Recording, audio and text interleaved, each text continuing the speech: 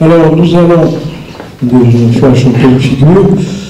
Comme d'habitude, nos conférences sont avec le soutien d'autres associations, avec Loisirs et Culture qui doit se trouver quelque part par là. Bon. Avec également Lecture et Dialogue. Bon. Ah, voilà. Bon, il y a peut-être Magnitude aussi. Bon. Non, je ne fais pas l'appel, n'ayez pas peur. Bon. Alors, tout ça pour vous dire que notre association, cette année, a fêté 30 ans d'existence, ce qui n'est pas rien pour une association, et en particulier pour une association d'astronomie. Alors, bon, je pense que vous devez savoir maintenant, nous sommes 37 à plaisir, il y a 37 astronomes amateurs, ce qui est quand même pas mal non plus, il y en a quelques-uns, là on va faire l'appel par contre. Et alors, bon, vous savez un peu tout ce que nous faisons, nous essayons de diffuser de la culture scientifique à travers et avec comme prétexte l'astronomie. Nous travaillons avec le lycée, le collège, les écoles, et puis nous organisons des voyages, des conférences, des réunions, des observations de temps en temps quand il fait beau, et en particulier aujourd'hui, si on avait prévu, c'était pas terrible. Et puis, nous organisons chaque année 3 conférences. Donc, celle-ci, c'est la 21e. Alors, j'ose pas dire qu'on a fait le tour de l'univers parce que ce serait évidemment une bêtise, mais enfin, on commence quand même à connaître quelques sujets. Et cette année, aujourd'hui, nous allons parler des trous noirs. Pour ne pas l'oublier, parce qu'en général, vous allez partir en ordre dispersé, le 2 février, Jean-Pierre vous parlera de l'étoile Soleil, et le 30 mars, je vous parlerai de notre galaxie, la Voie lactée. Donc cette semaine, aujourd'hui, nous avons la chance d'accueillir Madame Suzy Colenzan, qui est une grande spécialiste du sujet en question, qui a été directeur de recherche au CNRS, qui a été enseignante aussi, qui a beaucoup fait pour l'astronomie. Nous accueillons également son mari, monsieur Jean-Paul Zan, qui doit être par là, qui est, ah bon, c'est bien, qui est également un astronome très connu, qui est spécialiste de la physique stellaire, c'est-à-dire la physique des étoiles, du fonctionnement des étoiles. Et donc, nous avons la chance de rencontrer des chercheurs. Vous savez, on parle souvent de recherche, de chercheurs, sans trop savoir ce que c'est. Or, nous avons la chance d'en accueillir régulièrement, et tout particulièrement cette année. Donc, je m'en vais céder la parole à Madame Colenzan, qui va nous parler de mystère. Et ensuite, nous verrons, je ne sais pas si c'est Guillaume. Non, vous risquez de ne pas avoir la question qui tue. Hein. Je vous laisse aller.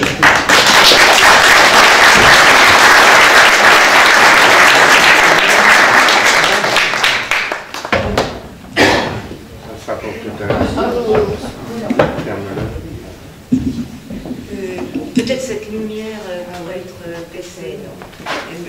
Ou alors vous en avez besoin pour filmer, c'est ça? Voilà. Non, parce qu'elle me va dans les yeux. Oui. Bon, est-ce que vous m'entendez? Oui, d'accord. Bon, alors je vais vous parler aujourd'hui du mystère des trous noirs.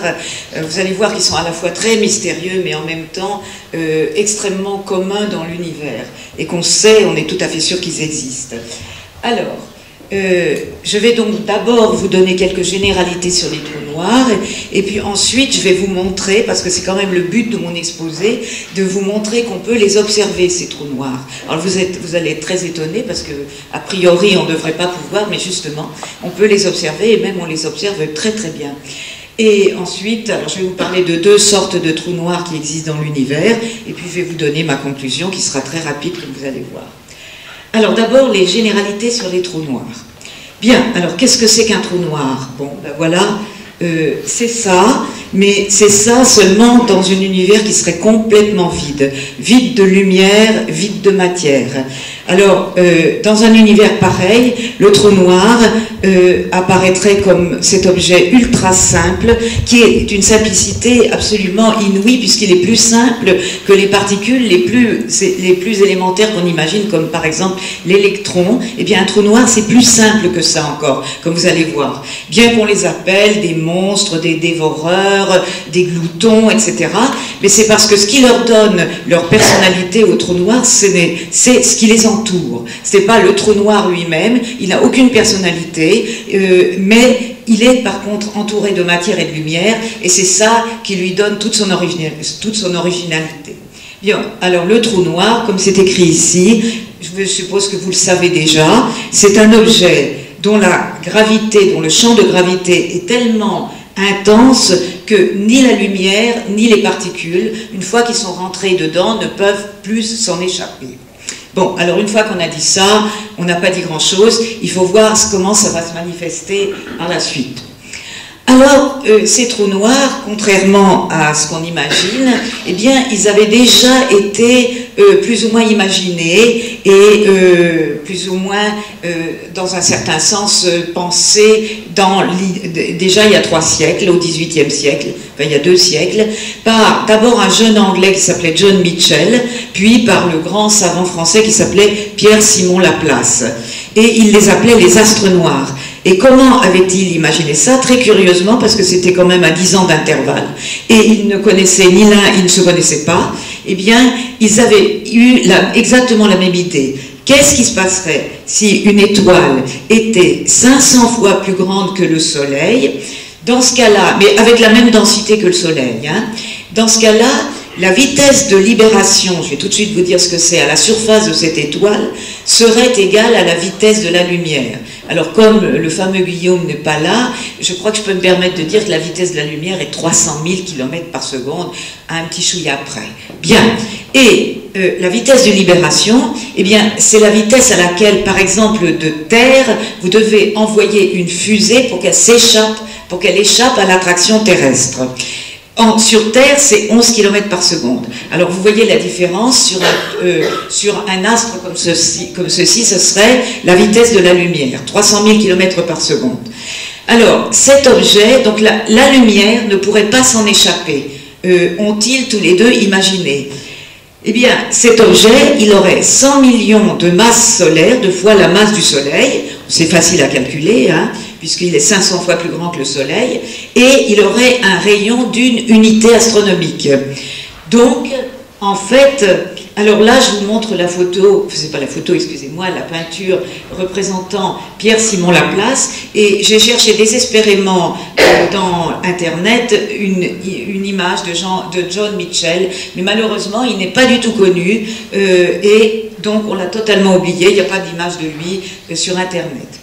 Donc, si vous en trouvez une, ça m'intéresserait de la voir. Bon, alors ces 2 personnes avaient anticipé ce que je vais vous montrer tout à l'heure, qu'on appelle les trous noirs supermassifs. Bien. Alors, maintenant, 2 siècles après, donc 2 siècles et demi après, arrive Einstein, qui invente la relativité générale. Avant, il avait inventé une petite chose qui s'appelait la relativité restreinte, qui avait quand même certains atouts. La relativité restreinte montrait que la vitesse de la lumière était la plus grande de toutes les vitesses, qu'elle ne pouvait pas être dépassée, qu'elle était constante. Et il montrait aussi la fameuse relation E égale mc2, et il liait l'espace au temps.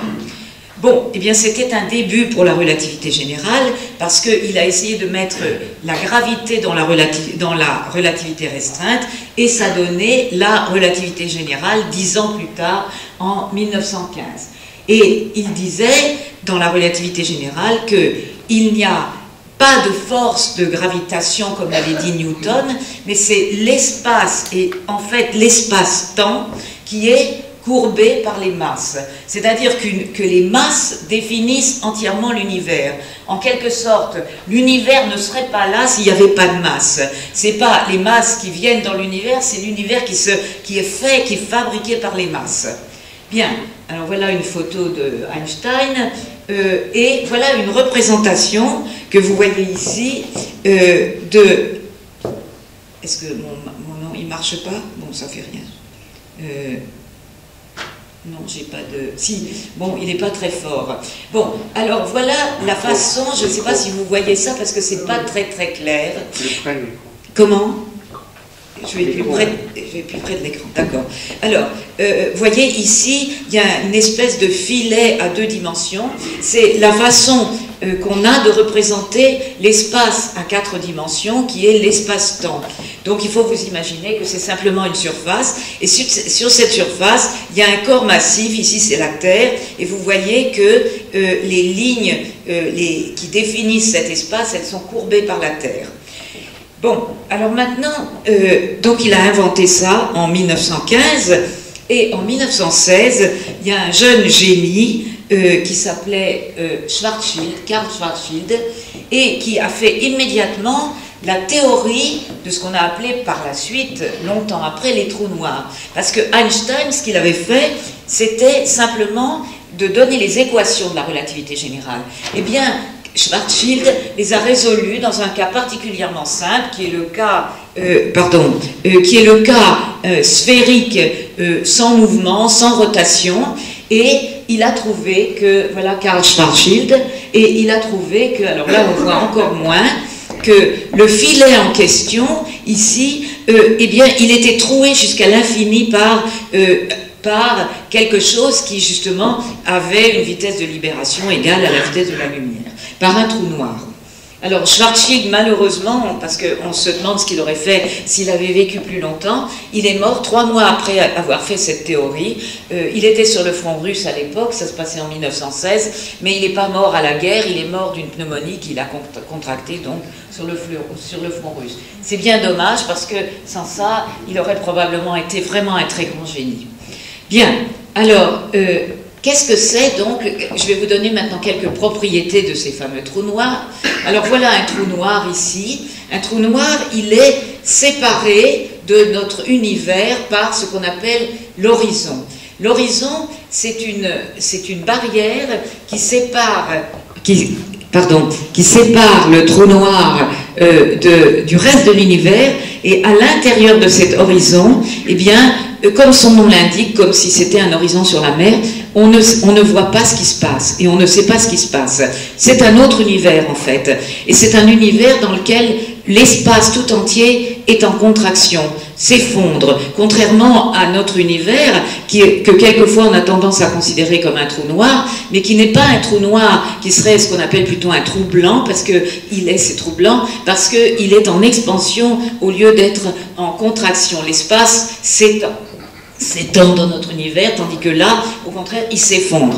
Et ce qui est marqué ici, vous voyez, RS, c'est le rayon de cette sphère limité par l'horizon, et le S, c'est en mémoire de Schwarzschild. C'est le rayon de Schwarzschild qui est égal, et là, ne vous effrayez pas, c'est la seule équation que vous aurez au cours de cette conférence, c'est la valeur du rayon de Schwarzschild qui est égale à 2 fois G, qui est la constante de gravitation universelle, M, qui est la masse du trou noir, et C au carré, C, c'est la vitesse de la lumière. Bon, alors c'est pas la peine que vous attardiez sur cette équation, mais il faut en retenir quand même une chose qui est importante, c'est la chose suivante, c'est que le rayon d'un trou noir, vous voyez le rayon de l'horizon du trou noir, si vous voulez, il est proportionnel directement à sa masse, ce qui est une propriété très inhabituelle, puisque en général dans un corps, le rayon, la masse, plus exactement, est proportionnelle au cube du rayon. Et bien ici, ils sont proportionnels l'un avec l'autre. Ce qui fait que, la chose suivante, très curieuse, c'est que si vous calculez le rayon d'un trou noir qui aurait la masse du Soleil, vous trouvez que... Je vois Jean-Pierre qui me rappelle sans arrêt qu'il faut que je tienne le micro ici. Vous trouvez, il faut que je vous mange littéralement, vous trouvez que le rayon d'un trou noir qui aurait la masse du Soleil, c'est 3 km. Et vous trouvez que pour 1 milliard de fois la masse du Soleil, évidemment, c'est 3 milliards de kilomètres. 3 milliards de kilomètres, c'est 20 unités astronomiques, ou 3 heures-lumière, si vous voulez. On va retenir tout ça parce que vous allez voir que ce sont précisément les caractéristiques des deux sortes de trous noirs que je vais vous décrire par la suite. Quelques kilomètres et 1 milliard de kilomètres. Et si la Terre était un trou noir, mais ne vous effrayez pas, ça ne lui arrivera jamais en principe, si la Terre était un trou noir, eh bien ce serait une petite cacahuète. Voilà. Donc vous voyez, c'est quand même très très curieux de voir que ces trous noirs ont des rayons qui sont tellement plus petits à mesure que leur masse diminue. Alors maintenant, continuons sur les propriétés du trou noir. Alors j'ai un collègue et ami, Jean-Pierre Lazotta, qui travaille sur les trous noirs et qui a l'habitude de dire que c'est un objet vraiment très ennuyeux. Pourquoi c'est très ennuyeux? Je vous ai dit que les trous noirs étaient extrêmement simples. Eh bien, ils sont tellement simples qu'ils n'ont que 2 paramètres pour les définir. Un paramètre, c'est la masse, qu'on peut déterminer, vous allez voir tout à l'heure comment, par l'observation. Et le deuxième paramètre, c'est sa rotation, qu'on peut aussi déterminer par l'observation, mais avec beaucoup moins de précision. Et puis, il devrait avoir un troisième paramètre, c'est la charge électrique, mais ils ont forcément une charge électrique nulle, parce que de toute façon, l'univers est rempli de matière qui est neutre, parce que sinon, il y aurait des décharges électriques épouvantables sans arrêt autour de nous. Donc, la charge électrique de la matière qui est rentrée dans le trou noir et par conséquent du trou noir lui-même, elle est nulle. Donc, il y a 2 paramètres seulement qui le définissent, la rotation et la masse, alors que si vous comparez à un objet, par exemple, comme le Soleil ou comme la Terre, vous voyez bien il suffit pas de donner la rotation et la masse de ces 2 objets pour savoir ce qu'ils sont. Ils peuvent différer par des milliers d'autres paramètres, d'autres caractéristiques. Donc un trou noir, c'est que ça, c'est ces 2 paramètres. Et, comme je vous ai dit tout à l'heure, quelque chose qui se passe à l'intérieur, mais on ignore absolument quoi, on sait simplement qu'il s'effondre. Alors, le trou noir a une propriété qui a donné lieu à beaucoup de discussions, qui est le fait que tout ce qui rentre dans un trou noir perd complètement son identité, parce que ça devient de la matière qui n'a plus du tout, qui perd, qui n'est plus une chaise, une radio, etc. Et que par conséquent, le trou noir qui engloutit de la matière qui est ordonnée, c'est-à-dire qu'il y a une entropie très faible, comme on dit en science, va se trouver, devrait perdre de l'entropie, et c'est contraire complètement à ce qu'on appelle le deuxième principe de la thermodynamique. Donc il y a eu des très grosses discussions dans lesquelles sont intervenus des gens comme Stephen Hawking, dont vous avez peut-être entendu parler, et ces discussions ne sont à l'heure actuelle absolument pas terminées. On ne sait pas ce que devient la matière dans un trou noir. Et en particulier, on ne sait pas, vous allez voir à la fin, quand je vais parler des mystères des trous noirs, on ne sait pas si à l'intérieur il y a une singularité, comme on dit, ou non. Bon. Alors maintenant, pour continuer sur les propriétés, qu'est-ce qui se passerait, par exemple, si on envoyait un vaisseau spatial dans un trou noir? Qu'est-ce que nous verrions? Eh bien, nous verrions, alors je ne vous explique pas naturellement pourquoi, parce que c'est assez compliqué, nous verrions que le temps se dilate en se rapprochant du trou noir et finit par s'arrêter. C'est-à-dire que s'il y avait sur le vaisseau spatial une horloge que nous pourrions voir, eh bien nous verrions cette horloge battre de plus en plus lentement et finalement, à la limite, elle s'arrêterait totalement quand le vaisseau serait au bord du trou noir. Bon, et puis la lumière envoyée par le vaisseau, elle change de caractéristique aussi, elle rougit comme on dit, c'est-à-dire qu'elle a ces longueurs d'onde qui sont décalées vers les grandes longueurs d'onde. Comme le rouge, c'est une plus grande longueur d'onde que le bleu, c'est pour ça qu'on dit le rougissement. C'est un décalage des raies spectrales qu'on appelle le décalage gravitationnel. Et finalement, c'est tellement rougi que c'est parti complètement dans les longueurs d'onde presque infinies, tout à fait infinies, et qu'on ne voit plus rien. Alors, sur Terre, ce décalage gravitationnel, il existe, hein, il est simplement tout petit, il est de 1/10 milliardième, et on le mesure très bien avec une bonne précision, ce qui vous prouve la précision des instruments comme les horloges et ces choses-là à l'heure actuelle. Bien. Alors, que maintenant verraient et vivraient les astronautes qui seraient dans le vaisseau spatial? Eh bien, pour eux, le temps s'écoule complètement normalement, ils se verraient vieillir tranquillement, mais par contre, ils constatent que nous, si on a des horloges qu'ils peuvent voir, ces horloges s'accélèrent de plus en plus. C'est normal, puisque nous, on voit leurs horloges à eux qui décélèrent. Et en approchant, ils vont voir ce qui se passe derrière le trou noir. Alors, si j'ai le temps à la fin, mais je n'aurai sans doute pas le temps, je pourrais vous montrer une très belle simulation numérique. C'est donc pas du tout une simulation, c'est pas du tout quelque chose d'inventé, qui a été faite par un chercheur de l'Institut d'astrophysique, Riazzolo, et qui montre ce qui se passe quand on s'approche d'un trou noir, et qui imagine qu'il y a un trou noir proche de nous dans la Voie lactée. J'espère que peut-être j'aurai le temps de vous le montrer. Bon, alors, que se passe-t-il? Ils sentent absolument rien en traversant l'horizon du trou noir. Ils le traversent, simplement, ils vont de plus en plus vite, sont précipités vers le centre, et à mesure qu'ils sont précipités vers le centre, ils sont dilatés par, si par exemple ils se précipitent la tête en bas, eh bien ils sont dilatés par ce qu'on appelle les forces de marée, c'est-à-dire que la force gravitationnelle sur leur tête est plus grande, parce qu'elle est plus près du centre, est plus grande que celle qui s'exerce sur leurs pieds, et donc il y a une énorme force qui va tendre à les écarteler, et ils vont terminer comme des ravaillacs, mais d'une façon pas très agréable. Bien, alors, et ils sont précipités, comme je vous le dis, vers le centre. Alors donc voilà, voilà ce qui se passerait, ce qui se passe au voisinage d'un trou noir. Alors j'ai trouvé sur internet cette petite représentation que j'ai trouvée amusante, qui représente je crois une barque, je ne sais pas très bien, qui est en train de tomber dans un précipice et qui est immobilisée. C'est comme ça qu'on verrait une barque qui tomberait dans un trou noir. Elle s'immobiliserait à la surface du trou noir. Et puis j'ai trouvé aussi une autre représentation sur internet, je ne sais pas si vous voyez ce qu'il y a là, c'est des billets de banque qui sont en train c'est les billets de banque qui sont en train d'être engloutis dans un trou noir, chose qu'on connaît assez bien. Bien, alors maintenant, un petit dessin simplement, dû à, n'est-ce pas, quelqu'un de la famille, qui montre quelqu'un qui serait immobilisé sur un trou noir, et puis des astronomes qui l'observent et qui ne savent pas que le temps s'est arrêté pour cette personne, et qui ont envie d'aller voir pour comprendre